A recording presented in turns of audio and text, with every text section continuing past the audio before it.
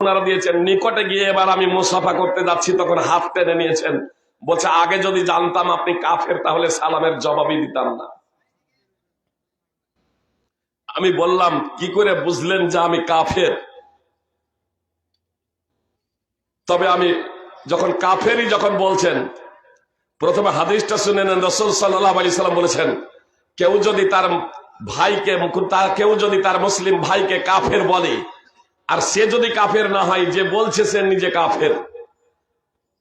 তা আমি আপনাকে কাফের এ কথা বলছি না, আপনি আমাকে কাফের বলেছেন। যখন আমি কালেমায়ে শাহাদাত পড়ছি, সেই কালেমায়ে শাহাদাত, যে কালেমায়ে শাহাদাত পড়ে রাসূল সাল্লাল্লাহু আলাইহি সাল্লামের নিকটে জনগণ, মুশরিকরা, কাফেররা মুসলমান হয়েছিল, আজকেও যে কালেমায়ে শাহাদাত পড়ে কাফের এবং মুশরিকরা ও মুসলিমরা মুসলমান হয়, সেই কালেমায়ে শাহাদাত আমি এখন পড়ছি, আশহাদু আল্লা ইলাহা ইল্লাল্লাহ ওয়া আশহাদু আন্না মুহাম্মাদান আবদুহু ওয়া রাসূলুহু।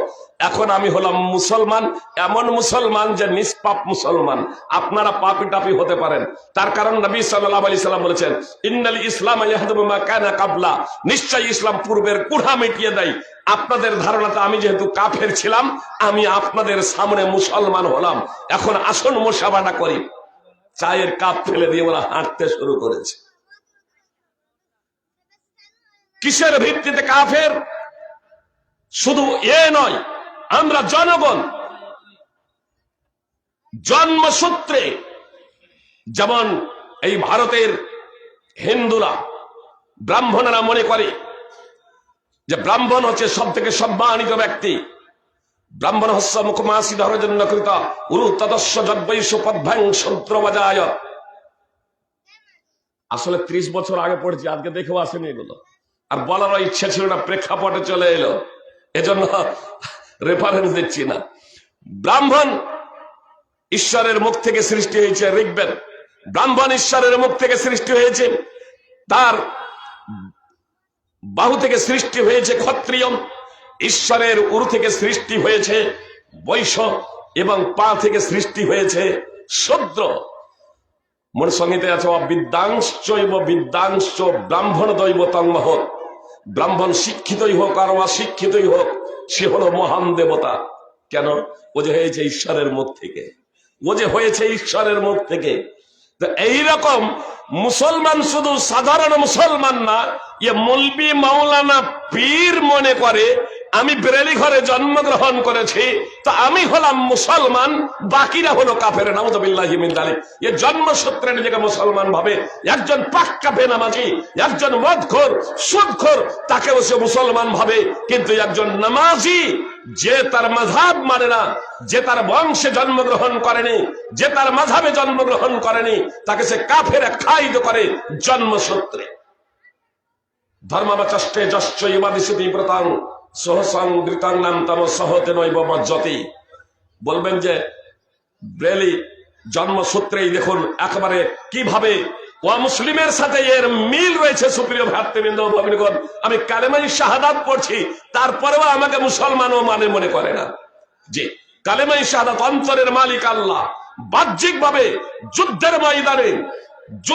ময়দানে কোন যদি মুসলমান, যে যুদ্ধের ব্যক্তি যদি যুদ্ধ যদি করে, আর যুদ্ধ করতে করতে অনেক মুসলমানকে হত্যাও করে দেয়, আর তারপরে আপনি পূর্ণতার আপনার নাগালে পেয়ে গিয়েছেন, তাকে হত্যা করতে যাচ্ছেন, আর সেই মুহূর্তে সে বলছে লা ইলাহা ইল্লাল্লাহ, তারপরে আপনি আর তাকে হত্যা করতে পারেন না, হত্যা করতে পারেন না। জি, হত্যা করতে পারেন না। উঠান হাদিস সহিহ মুসলিম, হত্যা করতে পারেন না আপনি। লা ইলাহা ইল্লাল্লাহ যখন বলে দিয়েছে, একজন সাহাবী বলছে, আল্লাহ রাসূল, ও তো এর তরবারির ভয়ে ও জানছে এখন আর বাঁচার কোনো পথ নেই। তা নবী সাল্লাল্লাহু আলাইহি সাল্লাম বলছেন, তুমি কি তার অন্তরটা চিরে দেখেছো? তুমি কি তার বুকটা ফেড়ে দেখেছো যে তরবারির ভয়ে বলছে? না, ওই মুহূর্তে আল্লাহ তাআলার ভয় ভীতি তার অন্তরে জাগ্রত হয়েছে, তার জন্য এই কালেমা পড়েছে। তুমি এই কালেমা পড়ার কারণে কেন তাকে তুমি হত্যা করবে? কাল কিয়ামতের মাঠে যখন এই কালেমা নিয়ে আসবে, তার কি তুমি জবাব দেবে? এ হচ্ছে অজ্ঞ পীর সাহেব, যে কারণে জন্মসূত্রে নিজেকে মুসলমান ভাবে বা কাউকে মুসলমান ভাবে, কিন্তু অন্য কেউ কালেমা পড়লেও সে আর মুসলমান নয়, ও মুসলিমদের মতো আকীদা পোষণ করে। অমুসলিমদের মতো আকীদা পোষণ করে ধর্মাবচষ্টে যশ্চৈবাদিব্রতাম সহসংবৃতাং নামতম সহতে নৈব মজ্জতি। সাধারণ মানুষ দলিতদের কেউ যদি ধর্ম উপদেশ দেয় তাহলে সে সহসং নামক নরকে যাবে। যে মনুষ্যভেতা আপনারা জানেন, কিছুদিন আগে অযোধ্যায় একজন দলিত নিম্ন শ্রেণীর একজন যুবতী, একজন মহিলা আপনার ভগবত গীতা শ্রবণে গিয়েছিল। একজন দলিত বলে তার উপরে জুলম নির্যাতন করা হয়েছে, তার উপরে কঠোর অত্যাচার করা হয়েছে, বলাৎকার করা হয়েছে, ধর্ষণ করে তার যৌনাঙ্গে রড ঢুকিয়ে দিয়ে তাকে হত্যা করা হয়েছে। একজন নিম্ন শ্রেণীর মানুষ হয়ে সে ভগবত দর্শন শুনতে আসবে? আসলে এই সব বিষয়গুলোকে দেখে খ্রিস্টানদের ইন্ডালজেন্স, জান্নাতের সার্টিফিকেট বিক্রি, আর কিছু অসাধু ধর্মীয় পণ্ডিতদের এই সব গোড়ামি, অন্ধত্বের কারণে অনেক শিক্ষিত মানুষ তারা এটা ভাবলো ধর্ম যদি হয় তাহলে এই ধর্ম আসলে ধর্ম নয়, এটা স্রষ্টার পক্ষ থেকে নয়। ফলে তারা এই ধর্মকে অস্বীকার করতে গিয়ে কখনো কখনো স্রষ্টাকেও তারা অস্বীকার করে বসল। স্রষ্টাকে দেখা যায় না তাই শুধু যে অস্বীকার করেছে তাই নয়, আসলে তাদের আবেগটা, তাদের অন্ধত্বটা, যারা স্রষ্টাকে অস্বীকার করে এরা হচ্ছে একেবারে যে নিরেট মূর্খ এমনটি না, তবে ধর্মীয় দৃষ্টিকোণ থেকে অবশ্যই এরা নিরেট এবং মূর্খ। কত বড় নিরেট এবং মূর্খ আপনাদের বলি, যে আত্মা দেখা যায়, আত্মা দেখা যায়, আত্মাকে দেখা যায় না। শরীরের অঙ্গ প্রত্যঙ্গ কেটে পৃথক করে আবার জড়িয়ে দেওয়া হচ্ছে, তারপরেও আত্মাকে দেখা যায় না। প্লেটো, অ্যারিস্টটলের মতো বিজ্ঞানীরা ব্যর্থহীন ভাবে আত্মাকে স্বীকার করে গিয়েছেন, স্বীকার করেছেন আত্মা। তো আত্মা নেই, আত্মা আছে, আত্মাকে দেখা যায় না, আত্মাকে দর্শন করা যায় না, আত্মাকে স্পর্শ করা যায় না, তারপরেও আত্মা। জি, আপনার সবকিছু পরিমাপ করা যায় না, সবকিছু ওজন করা যায় না। আপনাদের বলি, আমাদের প্রত্যেকের নাম আছে না নেই? প্রত্যেকের নাম আছে। এই প্রত্যেকের এই নামগুলোকে, এই যে নাম প্রত্যেকের যে আমাদের নাম আছে, এই নামগুলোকে বৈজ্ঞানিক ভাবে প্রমাণ করার পদ্ধতি আছে? এখানে যতগুলো লোক আছে, বিজ্ঞান দ্বারা সবকিছু আপনার প্রমাণ করা সম্ভব নয়। আরে ওর কাছে সেই যন্ত্রই নেই যে সবকিছু পরিমাপ করবে। আমরা যতগুলো এখানে লোক আছি, এই সমস্ত লোকগুলোর নাম কোন বৈজ্ঞানিক আজ পর্যন্ত প্রমাণ করতে পেরেছেন? পরিমাপ করার কোন যন্ত্র আছে যে নামগুলো? তাহলে আমাদের কারো নাম নেই। কেউ যদি বলে তাহলে কারো নাম নেই, এটা যেমন গাঁজাখড়ি এবং উন্মত্ততা, পাগলামি, অনুরূপ ভাবে ছবি আছে।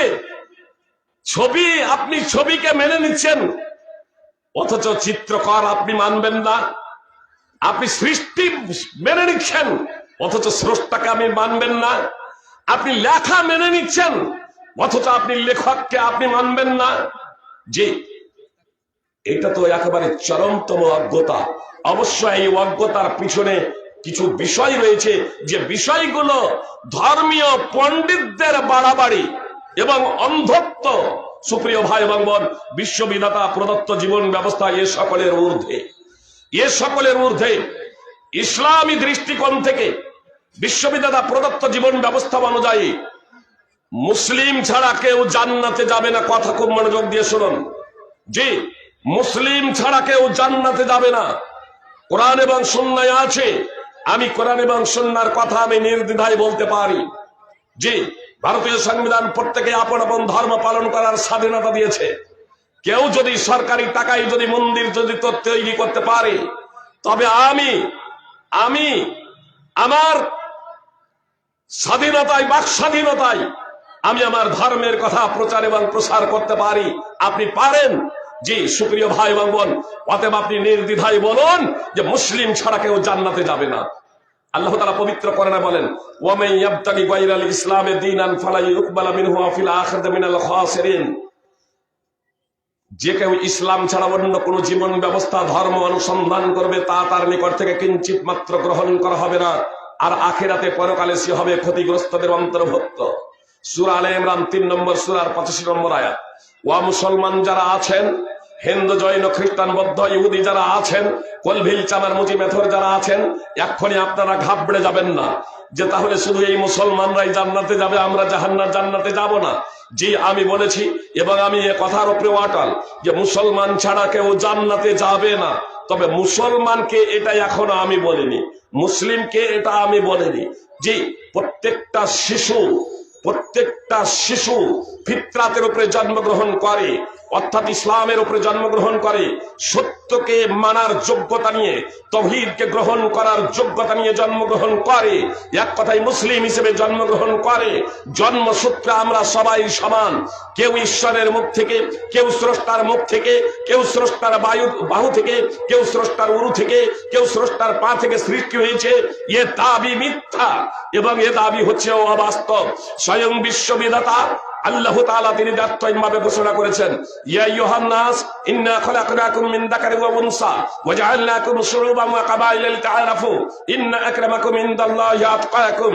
আল্লাহ তাআলা বলেন, হে লোক সকল, হে লোক সকল, হে লোক সকল যখন বলেন পৃথিবীতে যত মানুষ আছে সকলেই সম্মোধিত, এর দ্বারা সকলেই সম্মোধিত, হোক সে মুসলমান, হোক সে ইহুদি, হোক সে খ্রিস্টান, জৈন বৌদ্ধ, শূদ্র ব্রাহ্মণ যাদের নাম দেওয়া হয়েছে, যে কেউ হোক না কেন, আল্লাহ তাআলা বলছেন, হে মানব, নিশ্চয় আমি তোমাদের এক নর নারী থেকে সৃষ্টি করেছি, একজন পুরুষ এবং একজন মহিলা থেকে সৃষ্টি করেছি।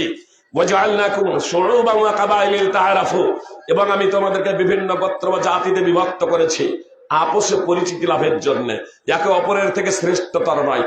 এত দ্বারা স্পষ্ট হয়ে গেল জন্মসূত্রে আমরা সবাই সমান, জন্মসূত্রে আমরা সবাই সমান। মুসলমান ঘরে জন্ম হোক আর অমুসলমান ঘরে জন্ম হোক, জন্মসূত্রে আমরা সবাই সমান। আল্লাহ তাআলা বলেন, ইন্না আকরামাকুম ইনদাল্লাহি আতকাকুম, নিশ্চয় তোমাদের মধ্যে আল্লাহর নিকটে, এক অদ্বিতীয় বিশ্ববিধাতার নিকটে সব থেকে সম্মানিত মর্যাদা সম্পন্ন পুরুষ ও মহিলা হলো তারাই যারা যত বেশি এক অদ্বিতীয় বিশ্ববিধাতার বিধিনিষেধ মেনে চলবে। সূরা হুজরাত, পবিত্র কোরআনের সূরা হুজরাত 49 নম্বর সূরার 13 নম্বর আয়াতের অংশ বিশেষ মুহাম্মদ সাল্লাল্লাহু আলাইহি সাল্লাম এই বিষয়টিকে এভাবে ব্যক্ত করেছেন, কুল্লু মাউলিদি ইউলাদু আলাল ফিতরা ফাআবাওয়াহু ইউহাব্বিদানি আও ইউনাসসিরানি আও ইউমাজ্জিসানি, প্রত্যেকটা শিশু ফিতরাতের উপর জন্মগ্রহণ করে, তারপর তার পিতামাতা তাকে ইহুদি বানায় অথবা খ্রিস্টান বানায় অথবা অগ্নি পূজক বানায়। কোন বর্ণনায় আছে আমির শাররিকানিহি, অথবা তারা পিতামাতা মুশরিক বানায়। সহিহ বুখারী হাদিস নম্বর 1385, সহিহ মুসলিম হাদিস নম্বর 2658, আয়ুর শাররিকানিহি, এই অংশটুকু সহিহ মুসলিম এবং সুনানে তিরমিজির হাদিস সমূহের কোথাও এ কথা উল্লেখ নেই যে তার পিতামাতা তাকে মুসলমান বানায়। এ কথা নেই কেন? আল্লাহ রাসূল বলছেন, ইহুদি বানায়, খ্রিস্টান বানায়, তার পিতামাতা ইহুদি বানায়, তার পিতামাতা খ্রিস্টান বানায়, একটা শিশুকে তার পিতামাতা অগ্নি পূজক বানায়, একটা শিশুকে তার পিতামাতা মুশরিক বানায়, এক কথায় মুসলমান বানায়। তো কি থেকে বানায়? সে কি ছিল? মুসলমান ছিল বলেই তো আপনার অন্যান্য বানাচ্ছে। আর এজন্য একটা বর্ণনায় সহিহ মুসলিমের এসেছে, ফাইন কানা মুসলিমাইনি, ফাইন কানা মুসলিমাইনি ফামুসলিম, পিতামাতা যদি মুসলমান হয় তবে বাচ্চাটা মুসলিম, পিতামাতা যদি মুসলিম হয় বাচ্চাটা মুসলিম। এখানে বললেন না রাসূল সাল্লাল্লাহু আলাইহি ওয়াসাল্লাম পিতামাতা যদি মুসলিম হয় তাহলে পিতামাতা বাচ্চাটাকে মুসলমান বানায়, বলছে মুসলিম। যেখানে বানানো হয় ইহুদি বানায়, খ্রিস্টান বানায়, অগ্নি পূজক বানায়, মুশরিক বানায়, কিন্তু এখানে বলা হচ্ছে মুসলিম। সুপ্রিয় ভাই এবং বোন, এত দ্বারা স্পষ্ট হয়ে গেল যে প্রত্যেকেই মুসলিম হিসেবে জন্মগ্রহণ করে। আর এই বিষয়টা আরো একটু স্পষ্ট হয়ে যায় ইয়াজ বিন হিমার আল মুজাশশী রাদিয়াল্লাহু তাআলা আনহু সূত্রে বর্ণিত হাদিস দ্বারা, যা নবী সাল্লাল্লাহু আলাইহি সাল্লাম বলেছেন, আল্লাহ তাআলা বলেছেন। এই ধরনের হাদিসকে হাদিসে কুদসি বলে। আল্লাহ বলেন, ইন্নী খলাকতু ইবাদি হুনাফা কুল্লাহুম, আমি আমার সমস্ত বান্দাকে আমার একনিষ্ঠ করে সৃষ্টি করেছি। এবং নবী রাহিমাহুল্লাহ সহিহ মুসলিমের ভাষ্যকার তিনি লিখছেন হুনাফার ব্যাখ্যায়, এই মুসলিমিন অর্থাৎ আমি আমার সমস্ত বান্দাকে মুসলিম করে সৃষ্টি করেছি। ওয়া ইন্নাহুমা তাতুহুমুশ শায়াতিন শয়তানগুলো এদের কাছে এলো আর এদেরকে এদের দিন থেকে বিচ্যুত করে দিল, ধর্ম থেকে দূরে সরিয়ে দিল। সহিহ মুসলিম হাদিস নম্বর 2865। এত দ্বারা স্পষ্ট হয়ে গেল প্রত্যেকেই মুসলিম হিসেবে জন্মগ্রহণ করে, প্রত্যেকেই মুসলমান হিসেবে জন্মগ্রহণ করে। আর এজন্যই যদি শিশু অবস্থায় আমার অমুসলমান ভাইয়েরা, আমি বলেছিলাম মুসলিম ছাড়া কেউ জান্নাতে যাবে না। এবার আসুন, আপনার ইহুদি বানানোর আগে, খ্রিস্টান বানানোর আগে, আপনার অন্য কিছু বানানোর আগে, এক কথায় অমুসলমান বানানোর আগে, অর্থাৎ সাবালক সাবালিকা, বালেক বালেগা হয়ে যাওয়ার আগে ওই যে ফিতরাতের উপরে জন্মগ্রহণ করেছে, মুসলিম হিসেবে জন্মগ্রহণ করেছে, ওই অবস্থায়, শিশু অবস্থায়, কচি অবস্থায় কেউ যদি মৃত্যুবরণ করে তাহলে জান্নাতে যাবে, স্বর্গে যাবে। তারা তখন জান্নাতে যাবে, স্বর্গে যাবে। সহিহ বুখারীর হাদিস, সামরা বিন জুনদাব রাদিয়াল্লাহু তাআলা আনহু সূত্রে বর্ণিত, রাসূল সাল্লাল্লাহু আলাইহি সাল্লাম একদা এক বৃক্ষের নিকটে এক লম্বা মানুষ দেখলেন, বাগিচায়, মনোরম বাগিচা, সেই বাগিচায় বৃক্ষের নিকটে দেখলেন একটা লম্বা মানুষ, তার আশেপাশে অনেকগুলো কচি কাঁচা রয়েছে। মুহাম্মদ সাল্লাল্লাহু আলাইহি সাল্লাম বিখ্যাত ফেরেশতা জিবরিল এবং মিকাইল এই দুইজনকে জিজ্ঞেস করলেন, এরা হচ্ছে কাই লোকটাকে, তার আশেপাশে আছে তারাই বা কারা? তো জিবরিল এবং মিকাইল এই দুইজন ফেরেশতা জবাব দিলেন, ইনি হলেন ইব্রাহিম সাল্লাল্লাহু আলাইহি ওয়াসাল্লাম। জি, ইব্রাহিম সাল্লাল্লাহু আলাইহি ওয়াসাল্লাম। জেনে শুনেই সাল্লাল্লাহু আলাইহি ওয়াসাল্লাম বলছি, শুধু মুহাম্মদ সাল্লাল্লাহু আলাইহি ওয়াসাল্লামের জন্য সাল্লাল্লাহু আলাইহি ওয়াসাল্লামটা খাস নয়, এটা ভেঙে দিতে হচ্ছে। এই জন্য এক জায়গায় বক্তব্য রাখছি, বলেছে মুসা সাল্লাল্লাহু আলাইহি ওয়াসাল্লাম, তো উনি আমাকে লিখে পাঠিয়েছেন, এটা আপনার ভুল হয়ে গেছে, শুধু মুহাম্মদ সাল্লাল্লাহু আলাইহি ওয়াসাল্লাম আর অন্যান্য নবীর ক্ষেত্রে আলী, অথচ বুখারীতেই মুসা সাল্লাল্লাহু আলাইহি ওয়াসাল্লাম আছে। তো এখানে ইব্রাহিম সাল্লাল্লাহু আলাইহি ওয়াসাল্লাম, এটা আমি বানিয়ে বলছি না, জিবরিল আলাইহিস সালাম, মিকাইল আলাইহিস সালাম তারা ইব্রাহিম সাল্লাল্লাহু আলাইহি ওয়াসাল্লাম। সহিহ বুখারী হাদিস নম্বর 7047। ইব্রাহিম সাল্লাল্লাহু আলাইহি ওয়াসাল্লাম আর তার আশেপাশে যারা বসে আছে, কুল্লু মাউলুদিন মাতা আলাল ফিতরা, এরা হচ্ছে প্রত্যেক সেই শিশু যারা ফিতরাতের উপরে মৃত্যুবরণ করেছে। মুহাম্মদ সাল্লাল্লাহু আলাইহি ওয়াসাল্লাম এই ঘটনাটা যখন বর্ণনা করছেন, এই বিষয়টা যখন সাহাবীদের সামনে বর্ণনা করছেন, তখন সাহাবীদের মধ্যে কেউ কেউ প্রশ্ন করে দিলেন, ওয়া আওলাদুল মুশরিকিন, আর মুশরিকদের ছেলে মেয়েরা, মুশরিকদের কচি কাচারা, তারা কোথায়? তো মুহাম্মদ সাল্লাল্লাহু আলাইহি ওয়াসাল্লাম বললেন, ওয়া আওলাদুল মুশরিকিন, মুশরিকদের কচি কাচারাও এখানে, মুশরিকদের কচি কাচারাও, যে মুসলমানদের ছেলে মেয়েরাও আছে, মুশরিকদের ছেলে মেয়েরাও আছে। সহিহ বুখারী হাদিস নম্বর 7047। এত দ্বারা স্পষ্ট হয়ে গেল সুপ্রিয় ভাই এবং বোন, যে কচি অবস্থায় আপনার সাবালক সাবালিকা হওয়ার আগে যদি মারা যায়, সে মুসলমান ঘরে জন্মগ্রহণ করুক আর অমুসলমান ঘরে জন্মগ্রহণ করুক, তাহলে তারা জান্নাতে যাবে। এবার সাবালক সাবালিকা হয়ে যাওয়ার পরে যারা মুসলিম হবে, মুসলিম থাকবে, মুসলিম হবে, মুসলিম থাকবে, তারা জান্নাতে যাবে। আর যারা মুসলিম হবে না, মুসলিম থাকবে না, তারা জান্নাতে যাবে না। এরা মুসলমান ঘরে জন্মগ্রহণ করুক আর অমুসলমান ঘরে জন্মগ্রহণ করুক। যে মুসলমান হওয়ার জন্য ইমানের 6টি রুকুন আছে, এর প্রতি ইমান নিয়ে আসতে হবে।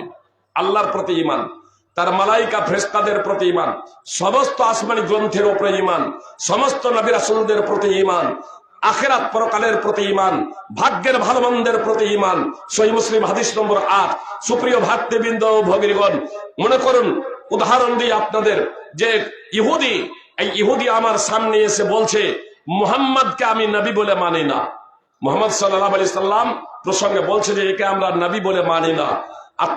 আর সেই কথার জবাবে আমি যদি বলি যে আমি তাহলে আপনারা যাকে নবী বলে মানেন, মুসা আলাইহিস সালামকে মুজেশ বলে তারা, তো মুসা আলাইহিস সালামকে নবী বলে মানি না। তো সে যেমন নির্ঘাত কাফের, সে যেমন নির্ঘাত কাফের জাহান্নামী, আমিও নির্ঘাত কাফের জাহান্নামী হয়ে যাব। ইহুদি যদি আমার সামনে বলে যে আমি মুহাম্মদ সাল্লাল্লাহু আলাইহি সাল্লামকে নবী বলে মানি না, আর আমি যদি বলি তুমি যাকে যিশু বলো অর্থাৎ ঈসা আলাইহিস সালাম, তাকে আমি নবী বলে মানি না, তো সে যেমন নির্ঘাত কাফের জাহান্নামী, আমিও কাফের এবং জাহান্নামী হয়ে যাব। এই কথা বলার কারণে সুপ্রিয় ভাই এবং বোন, এই কথা বলার পরে এর উপরে যদি মৃত্যু হয়, এজন্য আপনার সাম্প্রদায়িকতা, সংকীর্ণ চিন্তা ভাবনাকে বিসর্জন দিয়ে আসুন, মুসলমান হতে হলে সমস্ত নবী রাসূলের প্রতি ঈমান আনয়ন করতে হবে। সর্বশেষ রাসূল মুহাম্মদ সাল্লাল্লাহু আলাইহি সাল্লাম নবী হয়ে গিয়েছেন। নবী হয়ে যাওয়ার পরে তার নবুয়ত এবং রিসালাতকে স্বীকার করা ছাড়া কোনো মানুষ পরিত্রাণ পাবে না। অবশ্য মুহাম্মদ সাল্লাল্লাহু আলাইহি সাল্লামের আগে যারা ছিল তারা ঈসা আলাইহিস সালাম সম্পর্কে জিজ্ঞাসিত হবে, তার আগে যারা ছিল মুসা আলাইহিস সালাম সম্পর্কে জিজ্ঞাসিত হবে। এইভাবে ধারাবাহিকভাবে পৃথিবীতে অনেক নবী এবং রাসূল এসেছিলেন। স্কুলে যা পড়ানো হয় যে ইসলামের প্রবর্তক মুহাম্মদ সাল্লাল্লাহু আলাইহি সাল্লাম, এটা হচ্ছে একটা মিথ্যা। জি, ইসলাম শুধু মুহাম্মদ সাল্লাল্লাহু আলাইহি সাল্লাম প্রবর্তক নন, মুহাম্মদ সাল্লাল্লাহু আলাইহি সাল্লামের আগেও ছিল। যত নবী রাসূল পৃথিবীতে এসেছিলেন সকলে ইসলামের প্রচার এবং প্রসার করেছিলেন। ইব্রাহিম আলাইহিস সালামকে ইহুদিরাও মানে, খ্রিস্টানেরাও মানে, মুসলমানরাও মানে পৃথিবীর অর্ধেক ভাগেরও বেশি, জি পৃথিবীর 800 কোটিরও বেশি মানুষ ইব্রাহিম আলাইহিস সালামকে নবী বলে মানে। পৃথিবীর 400 কোটিরও বেশি মানুষ ইব্রাহিম আলাইহিস সালামকে নবী বলে মানে। পৃথিবীতে প্রায় 800 কোটিরও বেশি মানুষ রয়েছে। 400 কোটিরও বেশি মানুষ, 4 ভাগের 1 ভাগ 200 কোটিরও বেশি শুধু মুসলমানই আছে, আর খ্রিস্টান হচ্ছে 1 নম্বরে। তো 200 কোটি যদি খ্রিস্টানও ধরে নেই, তাহলে 400 কোটি 800 কোটি থেকে প্রায় 400 কোটি প্লাস আপনার শুধু মুসলমান এবং খ্রিস্টান। সুপ্রিয় ভাই এবং বোন, ইব্রাহিম আলাইহিস সালামকে নবী বলে মানে, ইহুদিরাও ইব্রাহিম আলাইহিস সালামকে নবী বলে মানে, কিন্তু খ্রিস্টানরা ইব্রাহিম আলাইহিস সালামকে বলে সেই খ্রিস্টান ছিল, নাসরানী ছিল। আর ইহুদিরা বলে যে ইব্রাহিম আলাইহিস সালাম ইহুদি ছিলেন। তো আল্লাহ তাআলা তাদের দাবি খণ্ডন করে তো ঘোষণা দিলেন, মা কানা ইব্রাহিম ইয়াহুদিয়্যা ওয়ালা নাসরানিয়্যা ওয়ালাকিন কানা হানিফান মুসলিমা ওয়া মা কানা মিনাল মুশরিকিন। ইব্রাহিম আলাইহিস সালাম ইহুদি ছিলেন না, তিনি খ্রিস্টান ছিলেন না, তিনি একনিষ্ঠ মুসলিম ছিলেন, তিনি মুশরিকদের অন্তর্ভুক্ত ছিলেন না। সূরা আলে ইমরান 3 নম্বর সূরার 67 নম্বর আয়াত। সুপ্রিয় ভাই এবং বোন, এত দ্বারা স্পষ্ট হয়ে গেল যে আমাকে আপনাকে মুসলিম হতে হবে। মুসলিম হওয়া ছাড়া জান্নাতে যাওয়া যাবে না। আল্লাহ তাআলা বলেন, নবী সাল্লাল্লাহু আলাইহি সাল্লাম বলেছেন, ইন্নাহু লা ইয়াদখুলুল জান্নাতা ইল্লা নাফসুন মুসলিমা। মুসলিম ছাড়া কেউ জান্নাতে যাবে না। সহিহ বুখারী মুসলিমের হাদিস, সহিহ বুখারী হাদিস নম্বর 362। এখন মুসলিম হতে হবে। মুসলমান ঘরে জন্মগ্রহণ করুন আর মুসলমান ঘরে জন্মগ্রহণ করুন, মুসলিম হতে হবে, মুসলিম থাকতে হবে। মুসলিম থাকা অবস্থায় মৃত্যুবরণ করতে হবে। যদি আমরা মুসলিম হয়ে মৃত্যুবরণ না করতে পারি, তাহলে আমাদের জীবনটাই ব্যর্থ, আমাদের জীবনটাই ব্যর্থ। আমাদেরকে নরকে যেতে হবে, আমাদেরকে জাহান্নামে যেতে হবে। জন্মসূত্রে আমরা সবাই সমান ছিলাম, কর্মগত ভাবে, গুণগত ভাবে আমরা সৃষ্টির সর্বোৎকৃষ্ট অথবা সৃষ্টির নিকৃষ্ট। আল্লাহ তাআলা সমগ্র মানব জাতিকে 2টি শ্রেণীতে বিভক্ত করে দিয়েছেন। আল্লাহ তাআলা বলেন, ইন্নাল্লাযীনা কাফারু মিন আহলিল কিতাবি ওয়াল মুশরিকিনা ফী নারি জাহান্নামা খালিদিনা ফিহা উলাইকা হুমুশ শাররুল বারিয়া। নিশ্চয় যাদের কাছে আসমানি কিতাব আছে, আহলি কিতাবদের মধ্যে যারা কুফরি করেছে এবং যারা শিরক করে, আল্লাহ তাআলার সাথে অংশীদার সাব্যস্ত করে, তারা জাহান্নামের আগুনে থাকবে, স্থায়ীভাবে সেখানে থাকবে। এরাই হলো সৃষ্টির নিকৃষ্ট। জেনে রাখবেন, সমস্ত মানুষ সৃষ্টির সর্বোৎকৃষ্ট এমনটি না। আল্লাহ স্পষ্টভাবে সমগ্র মানব জাতিকে প্রথমে 2টো শ্রেণীতে বিভক্ত করে দিয়েছেন, গুণগত কারণে, বৈশিষ্ট্যগত কারণে। এটা আপনার পানাহার করাকে কেন্দ্র করে নয়, এটা আপনার জন্মগত কারণে নয়, নামের ভিত্তিতে নয়। সুপ্রিয় ভাই এবং বোন, আপনারা জানেন নূহ আলাইহিস সালামের একটা ছেলে কাফের ছিল, নূহ আলাইহিস সালাম বাঁচাতে পারেননি। ইব্রাহিম আলাইহিস সালামের পিতা মুশরিক ছিল, ইব্রাহিম আলাইহিস সালাম বাঁচাতে পারবেন না কিয়ামতের মাঠে। সুপ্রিয় ভাই এবং বোন, নূহ আলাইহিস সালাম এবং লূত আলাইহিস সালামের অর্ধাঙ্গিনীরা কাফেরা ছিল, তারাও বাঁচাতে পারবেন না। আপনার কাফেরদের সাথে তাদেরকেও জাহান্নামে যেতে হবে। এজন্য সম্পর্কের ভিত্তিতে কিংবা জন্মসূত্রে কেউ মুসলমান হবে এমনটি না। আকীদা এবং বিশ্বাস, কর্মগত কারণে, গুণগত কারণে আজকে অনেক মুসলমান যে নামাজের ধার ধারে না, রোজার ধার ধারে না, আবার পর্দারও ধার ধারে না। অনেক সময় ইসলামের কিছু বিষয়কে নিয়ে তারা সমালোচনা করে, আর তারপরে যখন তাকে বলে যে আপনি কি মুসলমান নয়, বলছে দিব্যি মুসলমান, আমার মুসলমানি হয়েছে, খুলে দেখাবো নাকি? গরুর মাংস খায়, নাউযুবিল্লাহি মিন যালিক। সুপ্রিয় ভাই এবং বোন, এই গরুর মাংস খাওয়াটাকে মনে করে মুসলমানি। কিছু অমুসলমানও ভাবে যে মুসলমানি দিয়েছে। যে আমাকেও কেউ কেউ বলেছিলেন যে আপনিও তো আগে হিন্দু ছিলেন, ভারতে আপনিও তো আগে হিন্দু ছিলেন। আমি বললাম কেমনে? বলছে আপনার কি কাটা হয়েছিল নাকি? পরে তো আপনার মুসলমানই দিয়েছে। তা আমি বললাম খ্রিস্টানেরাও তো মুসলমানই দেয়, তাহলে তারা মুসলমান। ইহুদিরাও তো মুসলমানই দেয়, তাহলে মুসলমান। আজকে বিজ্ঞান মুসলমানি খাতনার উপকারিতা জেনে তার ব্যাখ্যা বিশ্লেষণ করেছেন বিজ্ঞজনেরা, বিদ্বানেরা। অনেক অমুসলিম আজ খাতনা করছেন, মুসলমানি দিচ্ছেন, তারা মুসলমান। নারীদের তো আর মুসলমানই হয় না, তাহলে তারা কেমন মুসলমান? জি, মানে ওয়াজিব নাই, নারীদের মুসলমানই ওয়াজিব নাই, নারীদের মুসলমানই ওয়াজিব নয়। সুপ্রিয় ভাতৃবৃন্দ, ভগিনীগণ, তাহলে তারাও তো মুসলমান, তারাও তো মুসলমান। তাহলে মুসলমান ও অমুসলমান আছে। তাহলে এই মুসলমান ও অমুসলমান নামের প্রেক্ষাপটে নয়। আবু তালেব নামটা মুসলমান, কিন্তু যাবে জাহান্নামে মুশরিক হওয়ার কারণে, আকীদা এবং বিশ্বাসের কারণে। অতএব সুপ্রিয় ভাই এবং বোন, আপনাদের স্পষ্টভাবে বলতে চাই, আজকে বক্তব্যকে দীর্ঘায়িত আমি করতে চাই না, খুব সাধারণভাবে এবার কয়েকটি কথা বলবো, মনোযোগ দিয়ে শুনুন। যে মুসলমান ছাড়া কেউ জান্নাতে যাবে না, এটা চূড়ান্ত বাস্তব, এটা চূড়ান্ত বাস্তব। কিন্তু আপনি যদি ভাবেন মুসলমান ঘরে জন্মগ্রহণ করেছি, মুলবি মাওলানা তারা তো জানাজার নামাজ পড়ছেন, ক্ষমা প্রার্থনা করে দিচ্ছেন, জান্নাতে চলে যাব, মাদ্রাসা তৈরি করলাম, মসজিদ তৈরি করলাম, এ ধারণা যদি আপনার যদি থাকে, তাহলে আমি বলবো আপনি মূর্খের জগতে বসবাস করছেন।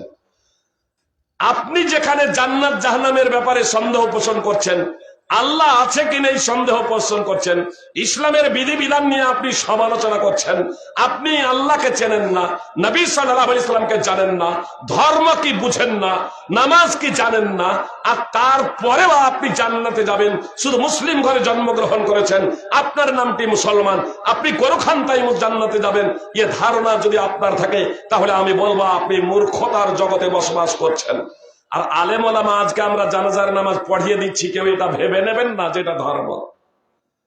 আগে আপনাদের বললাম যে মুহাম্মদ সাল্লাল্লাহু আলাইহি সাল্লাম, আগেই বললাম যে মুহাম্মদ সাল্লাল্লাহু আলাইহি সাল্লাম বলেছেন জ্ঞান উঠে যাবে, জ্ঞান উঠে যাবে, জ্ঞান উঠে যাবে। মানে আলেম ওলামাদেরকে উঠিয়ে নেওয়ার মাধ্যমে সমস্ত আলেম ওলামাকে উঠিয়ে নেবে এমনটি না, মানে সেই সব আলেমদের সংখ্যা কমে যাবে যারা কোরআন এবং সুন্নাহ বলবে এবং কোরআন এবং সুন্নাহ অনুযায়ী আমল করবে, কোরআন এবং সুন্নাহ অনুযায়ী আমল করবে।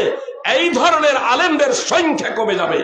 ডিগ্রি তো অর্জন করবে, তথ্য অর্জন করবে, পঠন পাঠন হবে, কিন্তু আমল হবে না, আমল হবে না।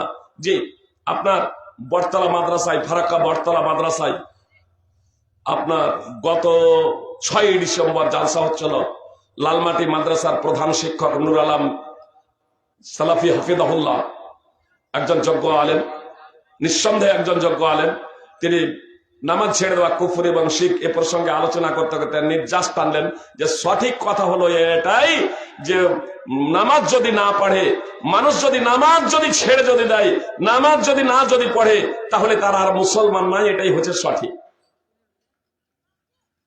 সুপ্রিয় ভাই বোন, আমিও বলবো যে এটাই যদি সঠিক যদি হয়, তাহলে যারা অন্তত সঠিক ভাবছে তাদের ওই বেনামাজিদের জানাজা পড়া উচিত, শুধু উচিত নয়, জায়েজ নয়।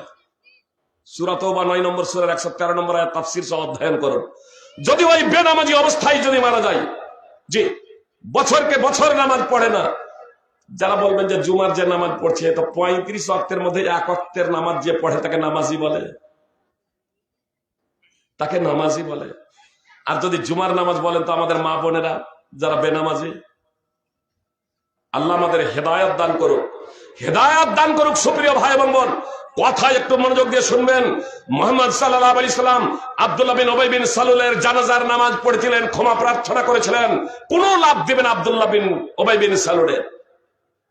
মুহাম্মদ সাল্লাল্লাহু আলাইহি সাল্লাম নবী, মুহাম্মদ সাল্লাল্লাহু আলাইহি সাল্লাম মানব সম্রাট, নবী রাসূলের সম্রাট। সেই মুহাম্মদ সাল্লাল্লাহু আলাইহি সাল্লাম আল্লাহ তাআলার কাছে ক্ষমা প্রার্থনা করছেন আব্দুল্লাহ বিন উবাই বিন সালুলের। একবারে 5 ওয়াক্তের বেনামাজি ছিল না, তারা মাঝে মাঝে নামাজ পড়তো। সূরা নিসা 4 নম্বর সূরার 142 নম্বর আয়াত পড়ুন, যে মাঝে মাঝে মানে প্রত্যেক দিনই পড়তো, জোহর আসর মাগরিব পড়তো, ফাঁকি দিত তো এশার ফজরে, এশার ফজরে ফাঁকি দিত। কিন্তু জোহর আসর মাগরিব আপনার আজান হবে আর মসজিদের পার্শ্বে বসে থাকবে। কোন নকল মুসলমান মুনাফিকদের এই ক্ষমতা ছিল না যে আজানের পরে বাড়ির বাইরে ঘোরাফেরা করবে। আজকে তো বেনামাজিরা দিব্যি মসজিদের পাশে বিড়ি সিগারেট ধরাচ্ছে। যে তারপরেও নিজেদের মুসলমান দাবি করছে। অবশ্য আমি বলবো, সিংহবাগ উলামায়ে কেরাম আল্লামা নসরুদ্দিন আলবানী বলেছেন, সুস্থি অবহেলার কারণে কেউ যদি নামাজ যদি ছেড়ে দেয় তাহলে এটা কুফর এবং শিরক মহাপাপ, তবে ইসলাম থেকে বের হয়ে যাবে এমনটি না। যদি ইসলামের সমস্ত বিষয়গুলোর সত্যায়ন করে এবং ইসলামের কোন বিষয়কে নিয়ে সমালোচনা না করে, বিদ্রুপ না করে, কিন্তু ইসলামের বিধিবিধানকে নিয়ে কেউ যদি বিদ্রুপ যদি করে, সমালোচনা করে, তখন ইসলাম থেকে বের হয়ে যাবে। সুপ্রিয় ভাই বলবো, অতএব এ বিষয়ে সতর্ক থাকতে হবে, আমাদেরকে এ বিষয়ে খুবই সতর্ক থাকতে হবে। আমি আপনাদের সামনে যে কথাটি তুলে ধরেছি হয়তো বুঝতে পারিনি, এবার আপনাদের বোঝাই। আল্লাহ রাসূল সাল্লাল্লাহু আলাইহি সাল্লাম বলেন, আল্লাহ এবং তার রাসূলের বয়ানের ভিত্তিতে, বাণীর ভিত্তিতে জন্মসূত্রে আমরা সবাই সমান, আর পিতামাতার গুরুত্বপূর্ণ ভূমিকা আছে। মুসলিম হিসেবে যে শিশুগুলো জন্মগ্রহণ করে, মুসলিম হিসেবে যে ছেলে মেয়েগুলো জন্মগ্রহণ করে, পিতামাতার ভূমিকা কত দেখুন। ইহুদি বানিয়ে দেয়, খ্রিস্টান বানিয়ে দেয়, অগ্নি পূজক বানিয়ে দেয়, মুশরিক বানিয়ে দেয়, তো পিতামাতার ভূমিকা নেই? পিতামাতার অতীব গুরুত্ব ভূমিকা আছে। আর আপনারা মুসলমান, আপনাদের ছেলেদেরকে মুসলমান বানাতে পারে না, এটা অত্যন্ত লজ্জার বিষয় না? অথচ আপনাকে মুসলমান বানাতে হবে না, ধরে রাখতে হবে যে মুসলমান ধরে রাখতে হবে। মুসলিম আছে, মুসলিম হিসেবে তাকে ধরে রাখবেন, কিন্তু ওরা মুসলিম থেকে অমুসলমান বানিয়ে দেয়। আর আপনি মুসলিম, আপনার সন্তান ছেলে মেয়ে, তাকে মুসলিম হিসেবে আপনি ধরে রাখতে পারেন না। এটা বাপ হিসেবে, মা হিসেবে আপনার অপদার্থতা নয়, আপনার ব্যর্থতা নয়? আমার আপনার জন্য এটা লজ্জাজনক বিষয় নয় যে আমার ছেলে মেয়ে মুসলিম হিসেবে জন্মগ্রহণ করছেন, অথচ আমি তাদেরকে মুসলিম হিসেবে ধরে রাখতে পারি না? পিতা এবং মাতার এখানে অতীব গুরুত্বপূর্ণ ভূমিকা আছে। আদর্শের দ্বারা, কর্মের দ্বারা, কথার দ্বারা, শিক্ষার দ্বারা। আদর্শ শিখবে মায়ের কাছে, একটা বাচ্চা মেন আদর্শ শিখবে মায়ের কাছে। এজন্য হাফেজ ইব্রাহিম, বিখ্যাত কবি, আরবি কবি, তিনি বলেছেন, আল উম্মা মাদ্রাসাতুন ইদা আদাত্তাহা, মাই হলো পাঠশালা, যদি মাকে তুমি তৈরি করো। আদাত্তা শাবান তাইয়্যিবাল আরাকে, তুমি যদি মাকে, যদি মাই হলো পাঠশালা, যদি মাকে তুমি তৈরি করো, তবে তুমি একটা উত্তম জাতি উপহার দেবে। মায়ের কাছে শিখবে বাচ্চা আদর্শ, মায়ের কাছে শিখবে বাচ্চা আকীদা, মায়ের কাছে শিখবে শিশু আপনার ছোটদের প্রতি স্নেহ, বড়দের প্রতি শ্রদ্ধা, ভক্তি। এটা আপনার বই অধ্যয়নের মাধ্যম দিয়ে এগুলো আসে না। ছোটদের প্রতি স্নেহ, বড়দের প্রতি শ্রদ্ধা, ভালোবাসা, এই সবগুলো আপনার মায়ের কাছ থেকে, এই মায়া, মমতা, প্রেম, প্রীতি মায়ের কাছ থেকে শিখবে। কিন্তু মা যদি আদর্শনীয় যদি হয়, পিতা যদি সঠিকভাবে দায়িত্ব পালন যদি না করে, কাল কিয়ামতের মাঠে এদের প্রত্যেককে জবাবদিহি করতে হবে, প্রত্যেককে জবাবদিহি করতে হবে। মুহাম্মদ সাল্লাল্লাহু আলাইহি সাল্লাম বলেছেন, আর রাজুল রাইন আলা আহলে বাইতিহি ওয়াল মারআতু রাইয়াতুন আলা বাইতি যাওজিহা ওয়া ওয়ালাদিহি ফাকুল্লুকুম রাইন ওয়া কুল্লুকুম মাসউলুন আন রাইয়াতিহি। রাসূল সাল্লাল্লাহু আলাইহি সাল্লাম বলেছেন, একজন ব্যক্তি তার পরিবারের জন্য দায়িত্বশীল। একজন মহিলা তার স্বামীর ঘরের জন্য এবং তার স্বামীর সন্তান সন্ততিদের জন্য, ছেলে মেয়েদের জন্য দায়িত্বশীল। রাসূল সাল্লাল্লাহু আলাইহি ওয়াসাল্লাম বলেন, তোমাদের প্রত্যেকেই দায়িত্বশীল, আর তোমাদের প্রত্যেকেই তার দায়িত্ব প্রসঙ্গে জিজ্ঞেস করা হবে। ইমাম বুখারী রাহিমাহুল্লাহ এই হাদিসটিকে সহিহ বুখারীর অনেক জায়গাতে উল্লেখ করেছেন, অনেক জায়গায়। প্রত্যেকেই আমাদেরকে জবাবদিহি করতে হবে। শুধু সন্তান জন্ম দিলাম, গরু ছাগলের মতো জন্ম দিয়ে দায়িত্ব শেষ না। আমরা গরু ছাগল না, আমরা পশু না। আল্লাহ তাআলা আমাদেরকে দুটো শ্রেণীতে বিভক্ত করেছেন। যদি সম্মান সৃষ্টির সর্বোৎকৃষ্ট হতে চান, তাহলে আপনাকে গরু ছাগলের আপনাকে ঊর্ধ্বে উঠতে হবে। জন্ম দিয়ে আপনার দায়িত্ব শেষ নয়, আপনার খালাস নয়। মুহাম্মদ সাল্লাল্লাহু আলাইহি সাল্লাম বলছেন, ছেলে মেয়ের বয়স যখন 7 বছর হবে নামাজের নির্দেশ দেবে। ছেলে মেয়ের বয়স যখন 7 বছর হবে নামাজের নির্দেশ দেবে। আর 10 বছর হয়ে গেলে প্রহার করবে নামাজ না পড়ার জন্য। ওয়াফারিকু বাইনাহুম ফিল মাজাজি, এবং বিছানা পৃথক করে দেবে ছেলে মেয়েদের। 10 বছর বয়স হয়ে গেলে বিছানা আপনাকে পৃথক করে দিতে হবে, সেপারেট করে দিতে হবে ছেলে মেয়েদের বিছানা। সুনানে আবি দাউদ হাদিস নম্বর 495। সুপ্রিয় ভাই বোন, পিতা এবং মাতার উপরে গুরুতর দায়িত্ব রয়েছে। একটি হাদিস মনোযোগ দিয়ে শুনুন। রাসূল সাল্লাল্লাহু আলাইহি সাল্লাম বলেছেন, মা মিন আবদিন ইস্তারআহুল্লাহু রাইয়াতান ফালাম ইয়াহুতহা বিনসিহাতিন ইল্লা লাম ইয়াজিদ রাইহাতাল জান্নাহ।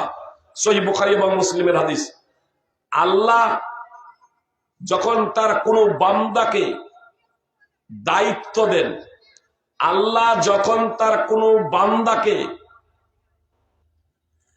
কারো দায়িত্ব দেন, প্রজাদের দায়িত্ব দেন, আল্লাহ যখন কাউকে কারো দায়িত্ব দেন আর সে তাদের কল্যাণের সহিত তত্ত্বাবধান করে না, তাহলে সে জান্নাতের সুগন্ধিও পাবে না।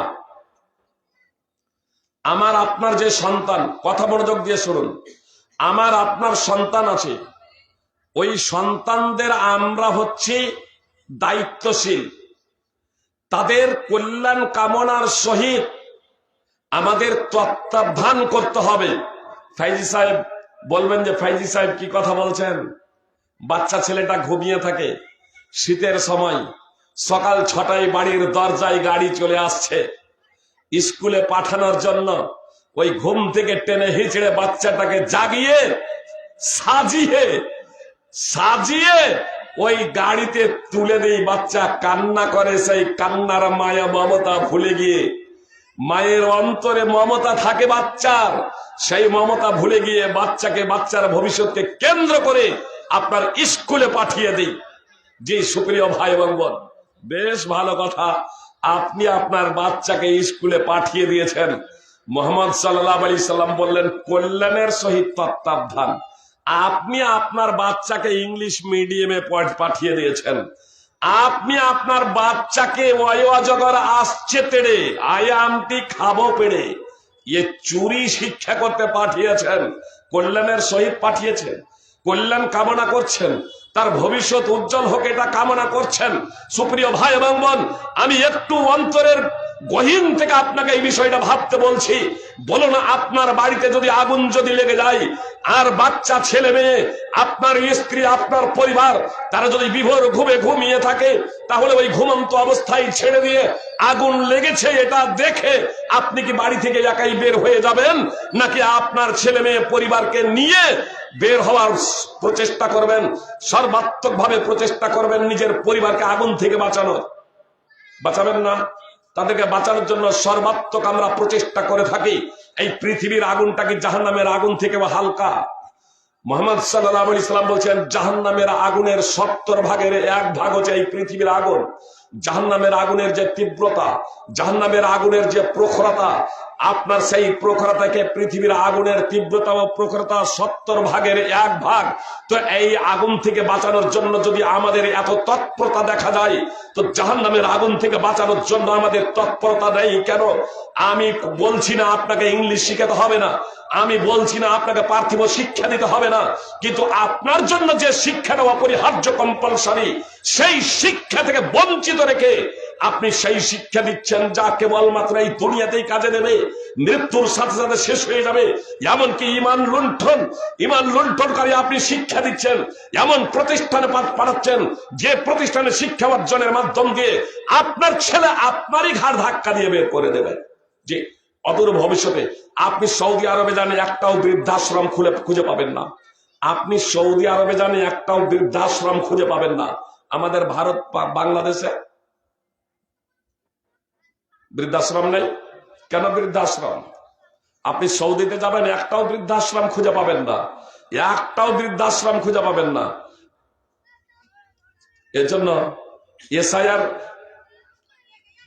কোনো দিকে খারাপ তো কোনো দিকে ভালো।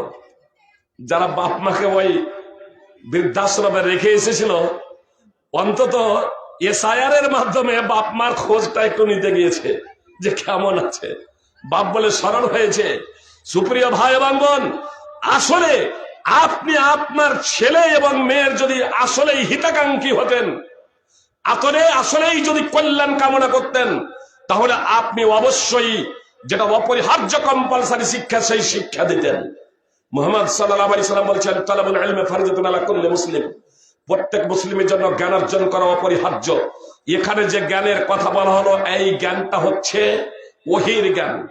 ওহীর জ্ঞান, ওহীর সেই জ্ঞান প্রত্যেক মুসলমানের জন্য অপরিহার্য, যার মাধ্যমে একজন ছেলে এবং মেয়ে দৈনন্দিন জীবনে তার জীবন পরিচালিত করতে সক্ষম হবে। যে বিষয়গুলো অপরিহার্য কম্পালসারি, এই জ্ঞান প্রত্যেক ব্যক্তিকে শিখতেই হবে, প্রত্যেক ছেলে মেয়েকে শিখতেই হবে। আর এর দায়িত্ব হচ্ছে আমাদের প্রত্যেক অভিভাবক, প্রত্যেক গার্জেন, প্রত্যেক পিতামাতার। সুপ্রিয় ভাই এবং বোন, আমাদের সন্তান সন্ততির ছেলে মেয়েদের যেমন ভরণ পোষণের দায়িত্ব আমাদেরকে নিতে হবে, আমাদের ছেলে মেয়েদের শিক্ষা দীক্ষার দায়িত্ব আমাদেরকে নিতে হবে। আমাদের ছেলে মেয়েদের মঙ্গল কামনা, কল্যাণ কামনা যাতে আছে সেই বিষয়টা অবশ্যই ভাবতে হবে। আর আপনি যদি ভাবেন যে ধর্মীয় বিদ্যা না শিখেও জান্নাতে যাওয়া যায়, তাহলে আমি বলবো মূর্খতার স্বর্গে আপনি বাস করছেন, মূর্খতার স্বর্গে আপনি মূর্খতার জগতে আপনি বাস করছেন। সুপ্রিয় ভাই এবং বোন, ঈমান বিনষ্টকারী কতগুলো বিষয় আছে, বিষয়টাকে বোঝাই। ওযু নষ্ট হয়ে যাওয়ার কতগুলো কারণ আছে না নাই? কি বলছেন? ওযু নষ্ট হওয়ার কতগুলো কারণ আছে। ওযু করলেন, আর ওযু করার পরে যদি ওযু নষ্ট হয়ে যায়, আপনি নামাজ পড়বেন, অথচ নামাজ কিভাবে পড়তে হয় আপনি জানেন না, বা নামাজের জন্য ওযু শর্ত, তা আপনি ওযু না করে নামাজ পড়তে শুরু করেছেন, নামাজ হবে? তাহলে ওযু না করে নামাজ পড়লে যেমন নামাজ হয় না, ওযু করেছেন, ওযু নষ্ট হয়ে যাওয়ার পরেও যদি নামাজ পড়েন তবুও নামাজ হবে না, তাই তো? দুটোই। এখন আপনি মুসলমান, ঈমান কি কি কারণে বিনষ্ট হয়ে যায় এই বিষয়টা আপনাকে জানতে হবে। যেমন ওযু নষ্ট হয়ে যাওয়ার বিষয়গুলো আপনাকে জানতে হবে। ওযু, ঈমান বিনষ্ট হয়ে যাওয়া, ইসলাম বিনষ্ট হয়ে যাওয়া, ইসলামকে, একজন ব্যক্তির থেকে ইসলামকে দূর করে দেয়, ইসলামকে সমূলে মূলোৎপাটন করে। আল ইরাদান দীনিল্লাহ লা ইয়াতাআল্লামুহু ওয়া লা ইয়া'মালু বি। সকলের ঐক্যমতে ইসলাম বিধ্বংসকারী অনেকগুলো কারণ আছে, তার মধ্যে বড় বড় 10টি চিহ্নিত করেছেন ওলামায়ে কেরাম। আপনারা একটা জায়গাতে একত্রিত করেছেন, পুস্তিকা আকারে বের হয়ে গেছে, বাংলা তো বের হয়ে গেছে, নামাকাজুল ইসলাম, ইসলাম বিধ্বংসী বিষয় সমূহ আপনারা অধ্যয়ন করবেন। 10 নম্বরে হচ্ছে আল ইরাদান দীনিল্লাহ, আল্লাহর দিন থেকে বিমুখ হওয়া। লা ইয়াতাআল্লামুহু ওয়া হুয়া লা ইয়াতাআল্লামুহু ওয়া লা ইয়া'মালু বি। আর তা হলো এই যে আল্লাহর দিনকে শিখে না, আল্লাহর দিন সম্পর্কে জ্ঞান অর্জন করে না, আল্লাহর দিনের প্রতি আমল করে না। তাহলে যে লোকটা ইসলামকে জানলো না, যে লোকটা ইসলামকে শিখলো না, যে ছেলে মেয়েগুলো সাবালক সাবালিকা হয়ে গেছে, 15, 16, 20 বছর বয়স হয়ে গেছে, তারা ইসলামকে শিখলো না, ইসলামকে জানলো না, তাহলে তারা কেমন করে মুসলমান আছে? সুপ্রিয় ভাই এবং বোন, বলুন। আল্লাহ সমস্ত ওলামায়ে কেরাম এ বিষয়ে একমত যে ঈমান বিধ্বংসকারী বিষয় হলো যে ইসলাম থেকে বিমুখ হওয়া, ইসলামকে বাস্তবায়ন না করা। আর তার কারণ বলতেন যে ইসলাম শিখে না, ইসলামকে বাস্তবায়ন করে না। ইসলাম শিখে না, এটা হচ্ছে 1 নম্বর। ইসলাম যদি না শিখে বাস্তবায়ন করে তাহলে লাভটা কি? লাভটা কি? সুপ্রিয় ভাই এবং বোন, আগে যে কাজটা আপনি করবেন, এজন্য মুহাদ্দিস সম্রাট ইমাম বুখারী রাহিমাহুল্লাহ একটা অনুচ্ছেদ রচনা করেছেন, বা ফা'লাম আন্নাহু লা ইলাহা ইল্লাল্লাহকে কেন্দ্র করে, বাবুল ইলমে কাবলাল কওলি ওয়াল আমাল, বলা এবং আমল করার আগে জানার অনুচ্ছেদ। আপনি যে ওযু করবেন, ওযুর পদ্ধতি, মসলা মাসাইল জানতে হবে। আপনি যে নামাজ পড়বেন, নামাজের মসলা মাসাইল জানতে হবে। বলবেন যে ফাইজি সাহেব কি বলছেন, দিব্যি আমরা নামাজ পড়ে যাচ্ছি, কোনো সমস্যা নেই। যে আপনার কাছে সমস্যা নাই, কিন্তু কাল কিয়ামতের মাঠে আপনি বুঝতে পারবেন যে আপনি যে নামাজটা পড়েছিলেন, না জেনে শুনে, না শিখে আপনি যে নামাজটা পড়েছিলেন, সেই নামাজ আল্লাহর দরবারে গৃহীত হয় নাই। সহিহ বুখারীর হাদিস উঠান, হাদিস নম্বর 757, এবং সহিহ মুসলিম হাদিস নম্বর 397, এবং এই বিষয়ে সিলসিলা সহিহ হাদিস নম্বর 2535। জি, মুহাম্মদ সাল্লাল্লাহু আলাইহি সাল্লামের এক সাহাবী নামাজ পড়তেন, সহিহ বুখারী মুসলিমের হাদিস। রাসূল সাল্লাল্লাহু আলাইহি সাল্লাম 3বার বললেন, তুমি নামাজ পড়োনি, নামাজ পড়ো। ফিরে যাও, নামাজ পড়োনি, নামাজ পড়ো। সে যে নামাজগুলো পড়েছিল সেই নামাজকে বাতিল আখ্যায়িত করলেন। 4বার বলছেন, আল্লাহ রাসূল এর থেকে ভালো করে নামাজ পড়তে জানি না। একজন সাহাবী নামাজ পড়ছেন, তার নামাজকে বাতিল আখ্যায়িত করছেন। আর আমি আর আপনি কে? নামাজ না শিখেই আমি নামাজ পড়বো আর তারপরে বলবো আমার নামাজ হয়েই যাচ্ছে, আপনার দৃষ্টিতে হয়ে যাচ্ছে, কিন্তু ইসলামের দৃষ্টিতে হচ্ছে কিনা এটা আপনি জিজ্ঞাসা করেছেন? আলেম ওলামাদেরকে দেখিয়েছেন আপনার নামাজ? সুপ্রিয় ভাই এবং বোন, মুহাম্মদ সাল্লাল্লাহু আলাইহি সাল্লাম বলছেন 60 বছর ধরে একজন ব্যক্তি, জি 60 বছর ধরে একজন ব্যক্তি নামাজ পড়বে, তারপরেও তার নামাজ আল্লাহর দরবারে গৃহীত হবে না।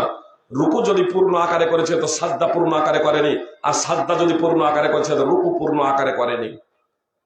জি, এজন্য আপনাদের কাছে আমার বিনীত অনুরোধ, ইসলামকে জানুন, ইসলামকে জানুন, আর জানার সাথে সাথে তা বাস্তবায়ন করুন। নিজেদের ছেলে মেয়েদেরকে ইসলামী শিক্ষা অবশ্যই দেবেন। ইসলামী শিক্ষার সাথে সাথে আপনি দুনিয়াবী শিক্ষা দেন, কোনো আপত্তি নেই।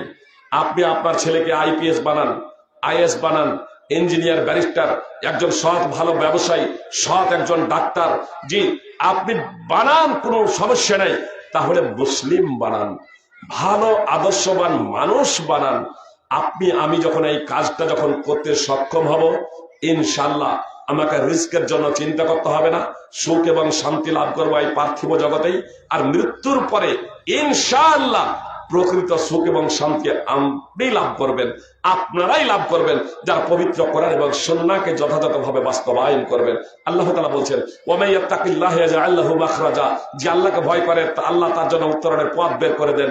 ওয়া ইয়ারযুকুহু মিন হাইসু লা ইয়াহতাসিব, এমন উৎস থেকে তার রিজক দান করেন যা সে কল্পনাও করতে পারে না, যা সে কল্পনাও করতে পারে না। সুপ্রিয় ভাই এবং বোন, সহিহ বুখারী হাদিস নম্বর 3045 এবং 4086 নম্বর হাদিস আপনারা অধ্যয়ন করবেন। সেখানে দেখবেন যে খুবাইব রাদিয়াল্লাহু তাআলা আনহু তিনি একদা মুশরিকদের ঘরে বন্দী ছিলেন, লোহার শিকলে বন্দী আছেন। আর সেই সময় মক্কার মাটিতে কোনো ফল ছিল না, কয়েকদিন ধরে বন্দী আছেন। তাকে ওই হারিস বিন আমিরের সন্তানেরা তাকে হত্যা করবে এই জন্য বন্দী করে রেখেছে। ওই হারিসের মুশরিকা মেয়ে সে বলছে, আল্লাহর কসম করে বলছি, খোবাইবের থেকে উত্তম বন্দী আমি দেখিনি। যে সময় মক্কাতে কোনো ফলই ছিল না, ওয়াবা বিমাক্কাতা ইয়াউমাইদিন মিন সামারা, যে সময় মক্কাতে কোনো ফলই ছিল না, সে সময় দেখছি খোবাইবের হাতে আঙ্গুরের থোকা, সেই থোকা থেকে ছিঁড়ে ছিঁড়ে তিনি আঙ্গুর খাচ্ছেন। কোথা থেকে এলো? স্বয়ং একজন অমুসলিমও বলছে, একজন মুশরিকা বলছে, একজন অমুসলিম মহিলা বলছে। আল্লাহর কসম করে বলছি, আল্লাহর কসম করে বলছি, ওয়ামা কানা ইল্লা রিজকুন রাযাকাহুল্লাহ, খোবাইবের হাতে এই ফল আল্লাহ তাআলা প্রদত্ত, খোবাইবের হাতে এই ফল আল্লাহ তাআলা প্রদত্ত, আল্লাহ দিয়েছেন। সহিহ বুখারী এবং মুসনাদ আহমদের হাদিস। সুপ্রিয় ভাই এবং বোন, জি এটা কোনো বানানো গল্প নয়। আপনি কোরআন অধ্যয়ন করুন, সূরা আলে ইমরান 3 নম্বর সূরা 37 নম্বর আয়াত দেখবেন। সেখানে জাকারিয়া আলাইহিস সালাম যখন যখন মারিয়ামের কাছে যাচ্ছেন, মারিয়ামের কক্ষে প্রবেশ করছেন, দেখছেন তার কাছে রিজক, তার কাছে খাদ্য। জিজ্ঞেস করছেন, আন্না লাকি হাদা, এটা কোথা থেকে আসছে? তো সে বলছে, হুয়া মিন ইনদিল্লাহ, এটা আল্লাহর পক্ষ থেকে। ইন্নাল্লাহা ইয়ারযুকু মান ইয়াশাউ বিগাইরি হিসাব, নিশ্চয়ই আল্লাহ যাকে ইচ্ছা বেহিসাব রিজক দান করেন, বেহিসাব রিজক দান করেন। আমার আপনার বিশ্বাস আছে? যদি মেলা না বসানো হয় আর গীত গাইয়া টাকা না আদায় করা হয়, তাহলে মাদ্রাসা বন্ধ হয়ে যাবে। আরে ইয়ার আল্লাহর উপর আস্থাই নাই যথার্থ। জি আমি আপনাদের স্পষ্ট ভাবে বলছি, জনগণ আপনারা পরিবর্তন হয়ে যান কোরআন এবং সুন্নাহ অনুযায়ী। যাদের এই ধারণা, যাদের এই আকীদা, যাদের এই ধারণা, যাদের এই আকীদা যে কোরআন এবং সুন্নাহর পথে চললে পৃথিবীতে চলা যাবে না, তারা পরিবর্তন হয়ে যাবে যখন আপনাদের দান খয়রাত গুলো এমন প্রতিষ্ঠানের জন্য আপনারা বরাদ্দ করতে শুরু করবেন যেখানে কোরআন এবং সুন্নাহকে 100% বাস্তবায়নের সর্বাত্মক প্রচেষ্টা করে যাচ্ছে। জি শেষ একটা হাদিস বলে আমি আমার বক্তব্য করে দিচ্ছি। নওয়াজ বিন সামান রাদিয়াল্লাহু তাআলা আনহু সূত্রে বর্ণিত, তিনি বলছেন, আমি রাসূল সাল্লাল্লাহু আলাইহি ওয়াসাল্লামকে জিজ্ঞেস করলাম, পাপ পুণ্য কি জিনিস? পাপ পুণ্য কি জিনিস? পাপ কি জিনিস এবং পুণ্য কি জিনিস? নেকি কি জিনিস? সওয়াব কি জিনিস? গুনাহ কি জিনিস? তো নবী সাল্লাল্লাহু আলাইহি ওয়াসাল্লাম বললেন, আল বির হুসনুল খুলুক, নেকি হলো সদাচরণ, পুণ্য হলো সদাচরণ। ওয়াল ইসম মাহাকা ফি সাদরিক ওয়া কারিতা ইয়াত্তালি আলাইহিন নাস, আর পাপ হলো যা তোমার অন্তরে দ্বিধা দ্বন্দ্ব সৃষ্টি করে, আর পাপ হলো যা তোমার অন্তরে দ্বিধা দ্বন্দ্ব সৃষ্টি করে আর তুমি অপছন্দ করে যে লোকে এটা দেখে নি। একটা মেয়ে ফেরিওয়ালার কাছে হাতটা বাড়িয়ে দিয়েছে চুরি পড়ার জন্য, আর মসজিদের ইমাম যেমনই এসেছে ও বলছে আমি ডাঙাতেই ডুবে মরে গেলাম। ও নিজেও জানে এটা অপরাধ, আর ও ফেরিওয়ালাও তখন কোন দিকে লুকাবে আদিশা পাই না, ও জানছে এটা অপরাধ। একজন মেয়ের হাত স্পর্শ মানে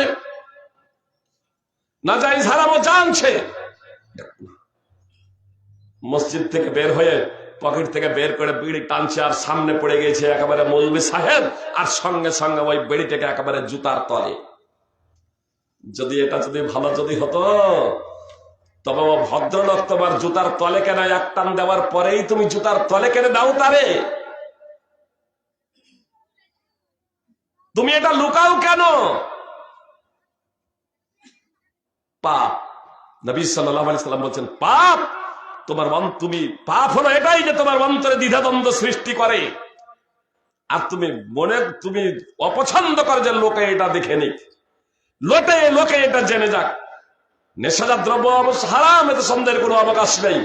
আর এটা এই হাদিসের মানদণ্ড হয়ে পাপ। সুপ্রিয় ভাই বাঙ্গন, পরচর্চা করছে, পরনিন্দা করছে, একে অপরের সমালোচনা করছে, কোনো কারণ ছাড়াই একে অপরের গীবত পরচর্চা সবকিছু করে চলেছে। আর যখন করছে তখন পিছনে ডানে বামে তাকাচ্ছে। শ্বশুর যদি জামাইয়ের বদনাম করে, জামাই যদি শ্বশুরের, শাশুড়ি যদি বইয়ের বউ যদি শাশুড়ির, জায়ের যদি জায়ের ননদের, যে একে অপরের বন্ধুর মুলবি মাওলানা একে অপরের কেউ যদি বিরুদ্ধাচরণ করে, গীবত গাই, পরচর্চা করে, নিন্দা করে, তাহলে আগে ডানে বামে দেওয়ালের পিছনের তাকায়। কেউ আবার নাকি শুনছে না তো, কেউ আবার রেকর্ডিং করছে না তো, যে পাপ পাপ। অতএব এই কথাটা স্মরণে রাখুন যে নেকি হলো সদাচরণ, আর পাপ হলো অন্তরে যা দ্বিধাদ্বন্দ্ব সৃষ্টি করে, আর তুমি অপছন্দ করে লোকে এটা জেনে যাক।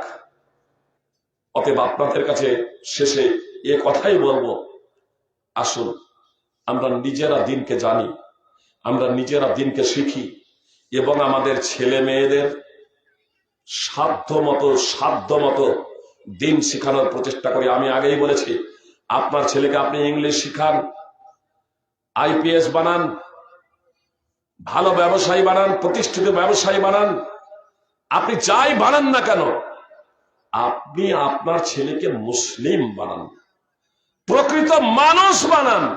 আর প্রকৃত মানুষ, সত্য মানুষ, খাঁটি মানুষ হতে পারে না সে যদি মুসলমান না হয়। অসম্ভব, অসম্ভব। রক্ষক ভক্ষক দেখছেন না, সৌদি আরবে যান, হাত কাটা পাবেন না। 500,000 কিলোমিটার সফর করে চলে যাচ্ছেন, আপনার নজরে হয়তো একটাও হাত কাটা আসবে না। আর এখান থেকে বহরমপুর যান, বাসে কয়টা উঠছে, যে ধর্ষণ কতটা ঘটছে, প্রতি মিনিটে প্রতি সেকেন্ডে ঘটছে। সৌদিতে যান কেন? প্রকৃত মুসলমান ছাড়া প্রকৃত মানুষ হওয়া যায় না, প্রকৃত মুসলমান ছাড়া প্রকৃত মানুষ হওয়া যায় না। যখন কথাটা চলে এলো এই প্রেক্ষাপটে, একটা হাদিস বলে বক্তব্য এটি।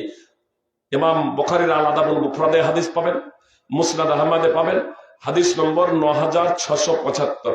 বর্ণনাকারী আবু হুরায়রা রাদিয়াল্লাহু তাআলা আনহু, তিনি বলছেন একজন ব্যক্তি রাসূল সাল্লাল্লাহু আলাইহি সাল্লামকে বললেন, ওই হাদিসের ভাবার্থটুকু বলছে।